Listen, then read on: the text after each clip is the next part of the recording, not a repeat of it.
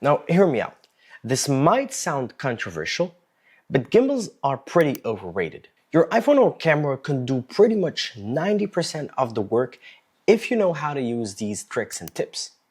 One of the most overlooked techniques for smooth footage is simply using your body as a natural stabilizer. Hold your phone with two hands, tuck your elbows in, and bend your knees slightly. Instead of walking normally, try a ninja walk, soft heel to toe steps that reduce camera shake. If you're pretty much vibing with this content and you like it, don't forget to stick around by subscribing down below. I post pretty often videos like these. You don't need fancy gear to shoot smooth, professional looking B roll. Your iPhone has already powerful tools built in like grid lines, autofocus and auto exposure lock, the level tool, and action mode. Grid lines help with composition by dividing your screen into a 3x3 grid. They make it easier to keep shots balanced and straight, perfect for handheld filming. The level tool shows two white crosshairs when your phone is nearly flat. Align them for perfect top-down shots, ideal for flat lays or overhead product shots. Autofocus and auto exposure lock stops your phone from constantly adjusting brightness and focus.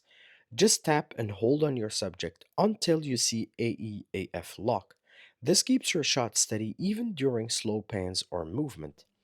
Action mode is great for handheld or walking shots. It stabilizes your footage like a built-in gimbal, though it does crop a little bit, so adjust your framing.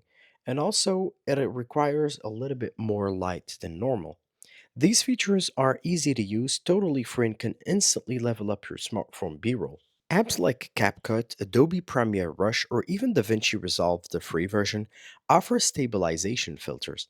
Since I primarily use DaVinci Resolve, the non-studio version, aka the free version, I found the best settings that work with my footage to stabilize is to keep everything in the stabilization tab as is and to ramp up the smoothness slider all the way up. I found out it works best with panning shots from left to right and vice versa. Just don't overdo digital stabilization too much and it looks weird.